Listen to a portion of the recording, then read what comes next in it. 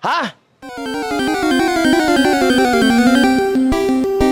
Pwede bang ipalit ang motor sa kotse? Kung pwede yung mga motor na ipalit ng mga kotse, ang ganda ng tanong mo, Brad. Ano ito? Ang kasagutan niya, kung meron kayo NMAX, MDB, PCX, Aerox, etc. Siyempre, kailangan natin original ORCR ng motor nyo. Bukas, dalhin nyo rito at pwede tayo mag-swap ng sasakyan. Konting-konti na lamang yung daragdag. Pag-uusapan na dito yan. Dito yan sa MCAR, sa matagpo, sa Maysilo, Malabon City. Tulad na sinabi sa inyo, marami ibabalita sa inyo. Yung mga release natin. Eto, lahat ng bibili dito ng luxury cars dito sa amin, makakakawa rito. Pag-uwi ninyo, aba, wala kayong cellphone pag-uwi, wala kayong kotse. Pag-uwi nyo, may kotse na kayo, cellphone pa kayo. Meron pa kayong napakagandang cellphone. Ayan, cellphone yan. Siyempre, meron tayo na. Oh! Hey!